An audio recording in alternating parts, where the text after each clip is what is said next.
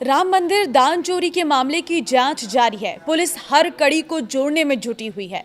इस बीच पुलिस अब ट्रस्ट के उस दावे की सच्चाई का पता लगा रही है जिसमें उसने कहा था कि दान के रूप में मिली चांदी की चीजों की शुद्धता जांचने और इसे गलाकर ईंट के रूप में तैयार करने में लाखों रुपए खर्च हुए थे।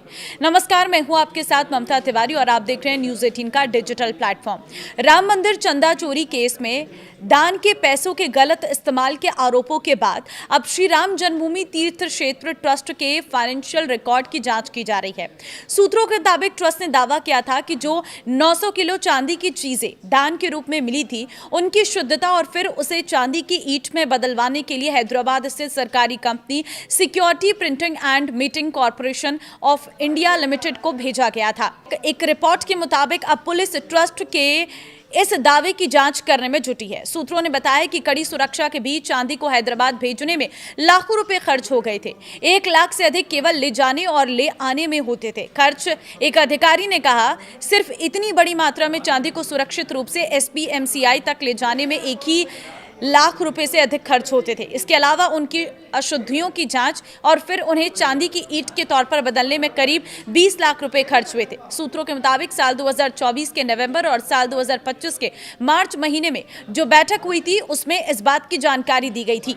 इसके अलावा बैठक में यह भी सुझाव दिया गया था कि जो लोग मुख्य राम मंदिर परिसर में कीमती गहने जमा करना चाहते हैं, उसकी रसीद चाहते हैं, तो इसके लिए एक अलग से व्यवस्था बनाई जाए। 1000 केजी की चांदी को पिघालने के बाद 900 किलोग्राम तक रह गई है।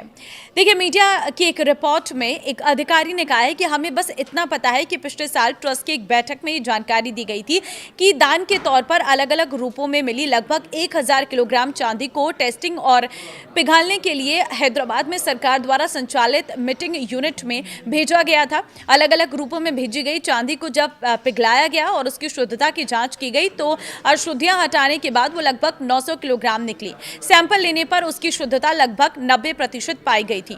सूत्रों ने यह भी बताया कि अलग अलग रूपों में मौजूद इस चांदी की शुद्धता की जांच, सैंपलिंग और पिघालने की प्रक्रिया में 20 लाख रुपए से अधिक खर्च हुए हैं।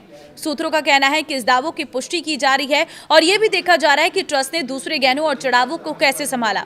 इसके अलावा यह भी पता चला है कि लगभग 1.5 महीने पहले सुरक्षा व्यवस्था को मजबूत करने के लिए उच्च स्तरीय सुरक्षा समीक्षा की गई थी। अधिकारियों ने कहा है कि लेकिन दूसरी जगहों पर सुरक्षा और तैनाती बढ़ाने के बावजूद गणना कक्ष के ठीक बाहर सुरक्षा की जिम्मेदारी एक निजी सुरक्षा कर्मी के पास ही रही, जिसके पास कोई एक्सरे मशीन नहीं थी।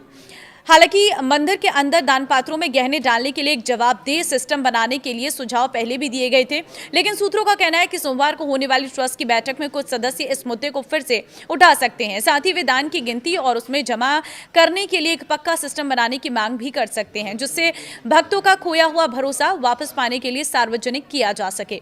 तो देखिए, ये तो है चांदी और की गणना कि किस तरह से चांदी को ले जाया जाता था, उसे पिघलाया जाता था और उसके बाद उसकी ईंट बनाई जाती थी। लेकिन इसमें भी एक बहुत बड़ा घपला बताया जा रहा है। तो आज ट्रस्ट की बैठक होने जा रही है, बहुत महत्वपूर्ण है। आज की बैठक के बाद ये सामने आ पाएगा कि क्या इस ट्रस्ट की बैठक के बाद कितने नियम बदलते हैं और किस तरह से आगे जो चढ़ावे की गिनती है वो की जाती है। आपको क्या लगता है? आप मुझे एक विकल्प जरूर बताएं कॉमेंट में और इस वीडियो को शेयर कर दीजिए। नमस्कार।